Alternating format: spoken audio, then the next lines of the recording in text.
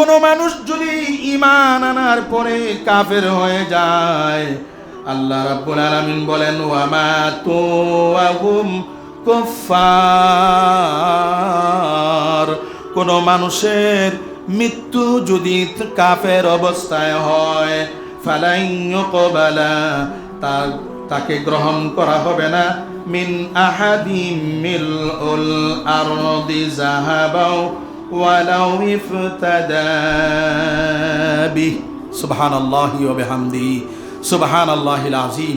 N আল্লাহ একটা উদাহরণ দিয়া কইতাছে যে কোনো মানুষ যদি কাফের অবস্থায় মারা যায়, অর্থাৎ আল্লাহর অবাধ্য হয়ে মারা যায়, তাহলে আল্লাহ রাব্বুল আলামিন বলতেছেন ফালা ইউকবালা মিন আহাদিম মিলউল আরদি যাহাবান। সুবহানাল্লাহ। আল্লাহ বলেন এই পৃথিবী ভরপুর যদি এই মানুষটা যদি স্বর্ণ দিয়ে বোঝাই করে দেয়, কি কইতাছে যে এই দুনিয়াটা যত ফাঁকা আছে, এই ফাঁকা জায়গাটা যদি এই মানুষটা স্বর্ণ দিয়া বুঝাই করে লায়, তারপরেও তার ঈমান গ্রহণ করা হবে না।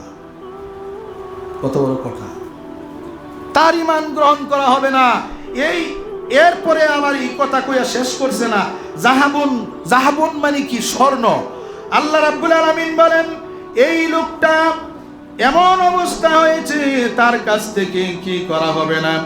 যদি এই মানুষটা কাফের অবস্থায় মৃত্যুবরণ করে, তাদের তাওবা কবুল করা হবে না।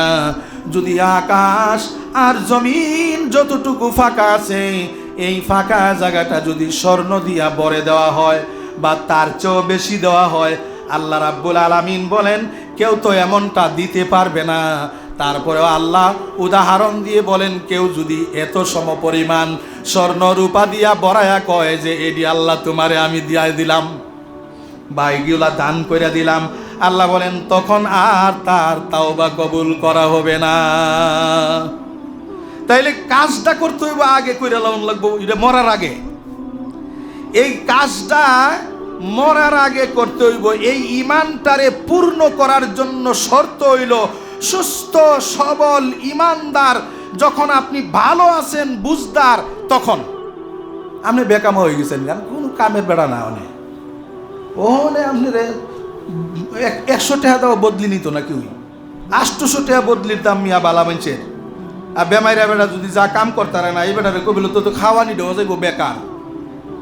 তাইলে আপনার মরণের অবস্থাটা যখন মানুষ যখন মারা যাবে, মারা যাওয়ার কালে তখন আর ঈমান দিয়া আল্লাহ আপনার ঈমানটা আর কবুল করতো না। কইতাছে যে এইটা ঈমানের দরকার নাই, কারণ ওখান তো আপনি বেকাম হয়ে গেছেন গা।